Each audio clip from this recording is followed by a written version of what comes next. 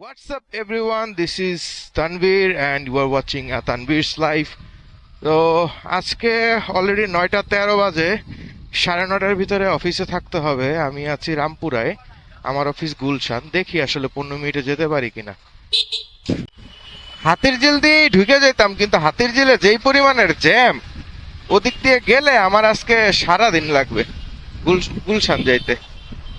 তো এই জন্য আসলে একটা শর্টকাট মারতেছি। যারা আসলে এই রাস্তাটা চিনেন না, তারা কিন্তু এই রাস্তায় ঢুকেন না, বুঝছেন? মানে এই রাস্তাটা শুধুমাত্র আমাদের মতো পাপীদের জন্য, যারা আসলে জরুরি টাইমে শর্টকাট মারতে চায়। তো আপনাদের যাদের আসলে সময় থাকে, তারা এদিক দিয়ে ঢুকেন না, তাহলে সবাই একসাথে ঢুকলে এই রাস্তাটাও জ্যাম হয়ে যাবে, বুঝছেন? আপনারা হাতিরঝিলের রাস্তায় থেকে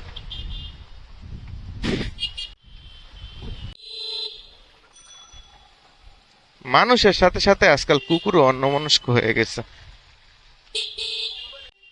অফিসের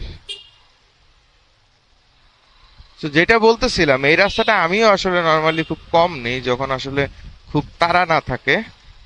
তো এই রাস্তাটায় একটাই সমস্যা আছে।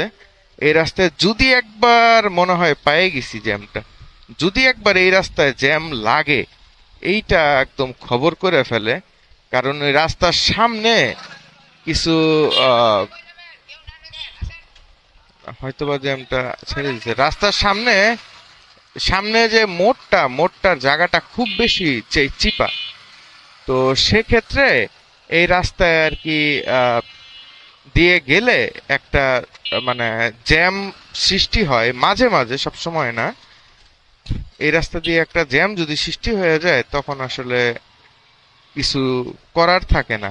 মানে হাতির ঝিলে হইলে দেখা গেল যে ডানে জ্যাম হলে, বামে বামে জ্যাম হলে কোনো একটা সাইড দিয়ে টুকটাক টুকটুক টুকটুক করে একটু আগানো যায়।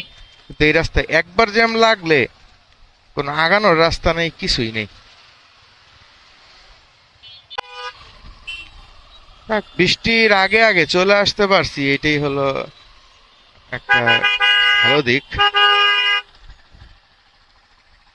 এইখানে আবার কি হইছে আজকে? এইসব রাস্তায়ও যদি জ্যাম থাকে, হাতের ঝিলে তো জ্যাম থাকে, এই রাস্তায়ও আসলে যদি জ্যাম হয়, কিছু বলার নেই আর।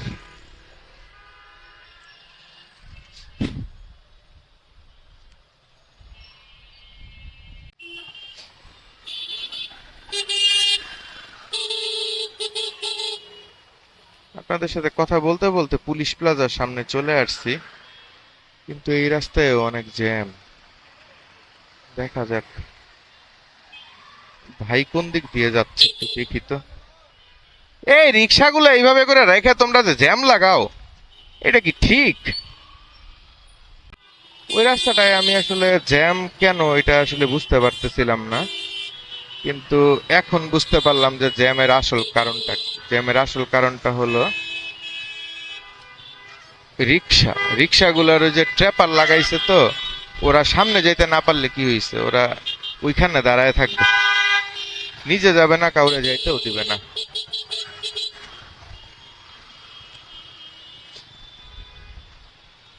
আসলে ডানে ঘুরে যাব।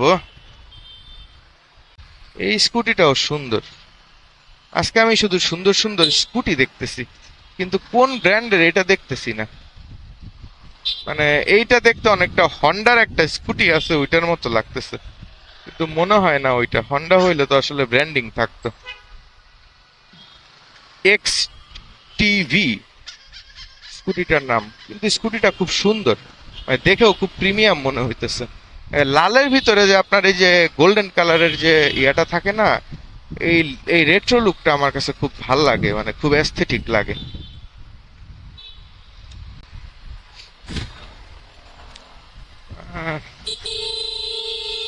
সাউন্ডটাও সুন্দর গাড়িটার। আজকে সুন্দর সুন্দর স্কুটি দেখতেছি, কখন জানি আবার স্কুটি নিয়ে ফেলতে মন চায়।